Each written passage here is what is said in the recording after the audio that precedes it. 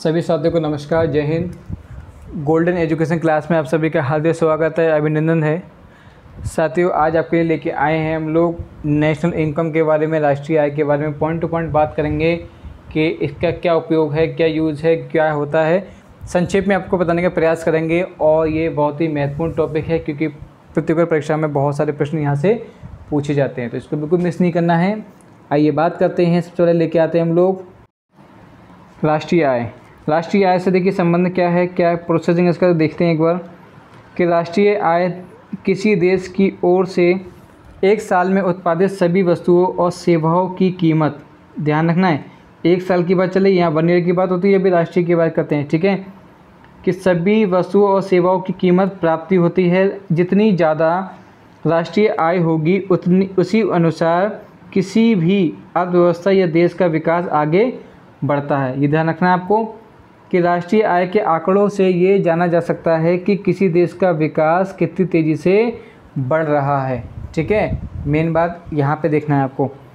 Next हम लोग बात करते हैं राष्ट्रीय आय की मापन का अनुमान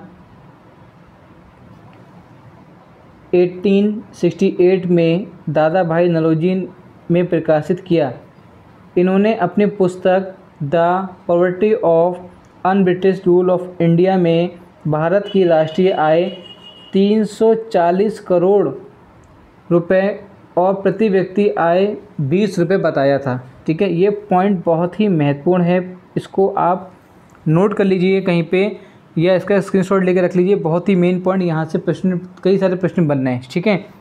पहला प्रश्न बनना है कि राष्ट्रीय आय का अनुमान 1868 में दादा भाई नौरोजी में प्रकाशित किया, ठीक है। इनकी पहली पुस्तक कौन सी? The poverty of unbritish rules in India में भारत का राष्ट्रीय आय 340 करोड़ रुपए और प्रति व्यक्ति आय 20 रुपये बताया था, ठीक है। अब बात करते हैं कि स्वतंत्रता प्राप्ति के पश्चात केंद्र सरकार ने 4 अगस्त 1949 ईस्वी में एक राष्ट्रीय आय समिति की नियुक्ति की, ठीक है। इसके अध्यक्ष प्रोफेसर पी.सी. महालनोबिस के नियुक्त किया गया।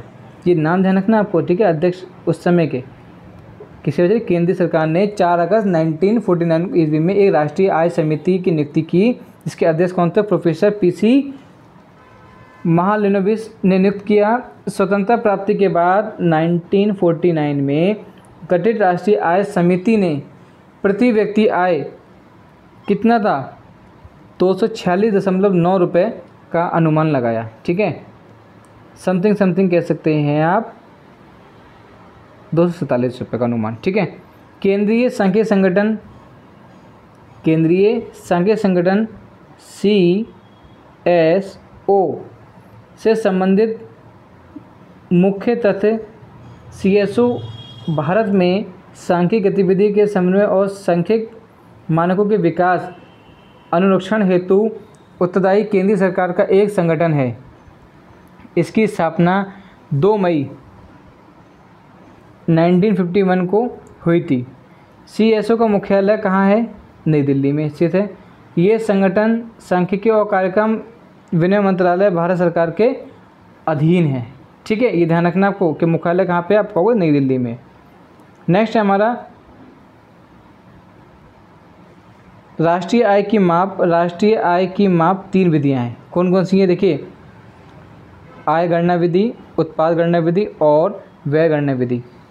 आय गणना विधि के अंतर्गत कुल लागत, कुल मजदूरी आदि को सम्मिलित करते हैं। किसकी वजह चल रही है? आय गणना विधि के अंतर्गत कुल लगान, कुल मजदूरी आदि को सम्मिलित करते हैं, यानी विभिन्न क्षेत्रों में कार्यरत व्यक्ति के वेतन आदि के रूप में प्राप्त आय को सम्मिलित करते हैं।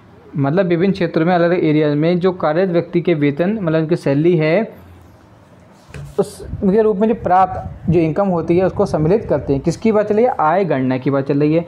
अब बात चलिए उत्पाद गणना के बारे में। उत्पाद गणना विधि वस्तु सेवा विधि भी कहते हैं। क्या कहते हैं इसको? वस्तु सेवा विधि भी कहते हैं, ठीक है। इस विधि के द्वारा एक वर्ष में उत्पादित अंतिम वस्तुओं और सेवाओं के मूल्य, कुल मूल्य सम्मिलित करते हैं। इस विधि के अंतर्गत उत्पादन खनन, मत्स्य उद्योग, पशुपालन आदि वानिकी को सम्मिलित करते हैं, यानी इसके अंतर्गत वित्तीय क्षेत्र को सम्मिलित करते हैं। ठीक है, किसको करते हैं? वित्तीय क्षेत्र को, मतलब फाइनेंस एरिया को यहाँ पे सम्मिलित करते हैं। अच्छा, नेक्स्ट क्या है? व्यय गणना विधि। इस विधि को उपभोग बचत विधि भी कहा जाता है। इस विधि में कुल उपभोग और कुल बचत को सम्मिलित करते हैं। ध्यान रखना है, कुल उपभोग और कुल बचत को सम्मिलित करते हैं। ठीक है, नेक्स्ट हम लोग बात करते हैं राष्ट्रीय आय की अवधारणाएं। राष्ट्रीय आय की अवधारणाएं, जिसके बारे में बहुत ही महत्वपूर्ण पॉइंट है यहाँ पे, जब देखिए एक बार। पहले क्या है? जीडीपी। ठीक, नाम सबने सुना है इसके बारे में। हिंदी में बोलते हैं उसको सकल घरेलू उत्पाद, इंग्लिश में बोलते हैं ग्रॉस डोमेस्टिक प्रोडक्ट। किसी देश की घरेलू सीमा के अंदर, ध्यान रखना है इस पॉइंट को, किसी देश की घरेलू सीमा के अंदर एक वर्ष में उत्पादित सभी वस्तुओं और सेवाओं की मौद्रिक मूल्य को सकल घरेलू उत्पाद कहते हैं, जीडीपी कहते हैं। एक वर्ष से उत्पादित सभी वस्तुओं और सेवाओं के मौद्रिक मूल्य को जीडीपी कहते हैं। नेक्स्ट रखा है आपका एनडीपी। भैया हिंदी में बोलते हैं उसको शुद्ध घरेलू उत्पाद, इंग्लिश में बोलते हैं नेट डोमेस्टिक प्रोडक्ट। सकल घरेलू उत्पाद में से जब उत्पादन में प्रयुक्त मशीनों और पूंजी की घिसावट को घटा दिया जाए तो शुद्ध घरेलू उत्पाद प्राप्त होता है। सकल घरेलू उत्पाद में जब उत्पादन में प्रयुक्त मशीनों और पूंजी की घिसावट को घटा दिया जाए तो शुद्ध घरेलू उत्पाद प्राप्त होता है।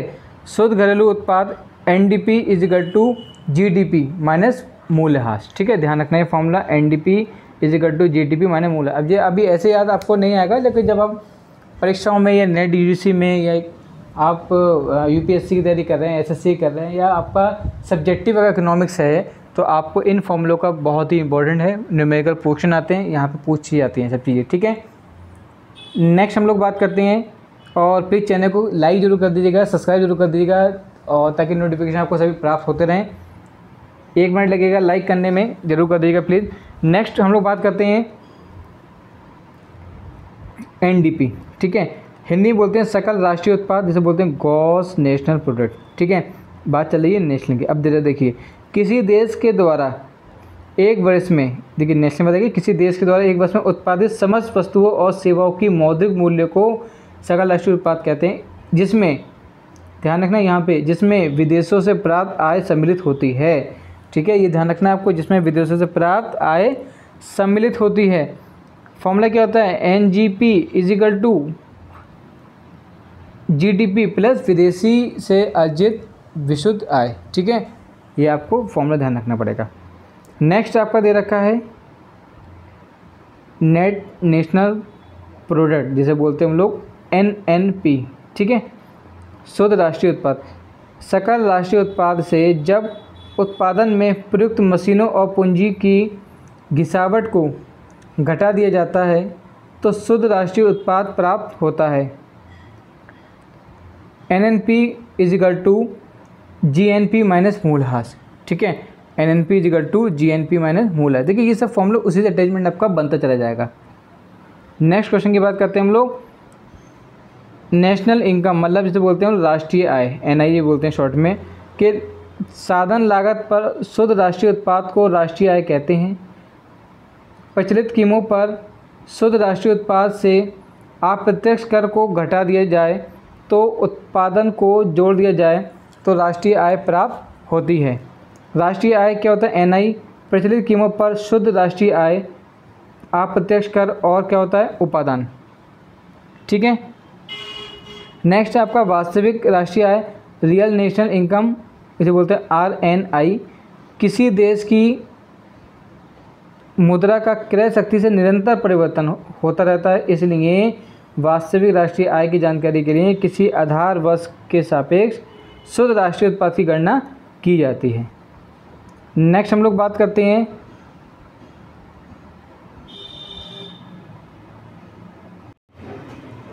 जब कुल राष्ट्रीय आय में से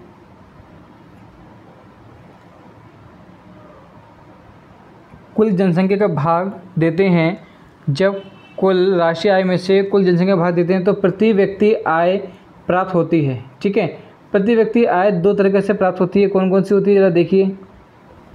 प्रचलित कीमों पर व्यक्ति आय, प्रचलित कीमों पर राष्ट्रीय आय, वर्तमान जनसंख्या, स्थिर कीमों पर प्रति आय, स्थिर कीमों पर राष्ट्रीय आय और वर्तमान जनसंख्या, इन दो बातों पे निर्भर करती है। नेक्स्ट हमारा दे रखा है व्यक्तिगत आय। ठीक है, व्यक्तिगत आय की बात चल रही है यहाँ पे। पर्सनल इनकम, ठीक है, पर्सनल इनकम के बारे में जरूर ध्यान से पढ़ेगा। एक वर्ष में राष्ट्र निवासियों को प्राप्त होने वाली वास्तविक आय क्या करती है हमारी? पर्सनल इनकम कहलाती है, व्यक्तिगत आय कहलाती है। पर्सनल इनकम इज टू राष्ट्रीय आय प्लस अंतरण भुगतान माइनस निगम कर माइनस अवितरित लाभ माइनस सामाजिक सुरक्षा अनुदान। ठीक है, ये आपको फॉर्मूला का आपको ध्यान रखना पड़ेगा। जैसे आप कहते हैं कि राष्ट्रीय आय में प्लस अंतरण निगम कर, ये सब जितने भी लाभ प्रॉफिट लॉफी जो भी होते हैं हमारे, वो हमारे पर्सनल इनकम में ही आते हैं। ठीक है, नेक्स्ट हमारा एंड लास्ट टॉपिक है कि व्यय योग्य आय, डिस्पोजेबल इनकम।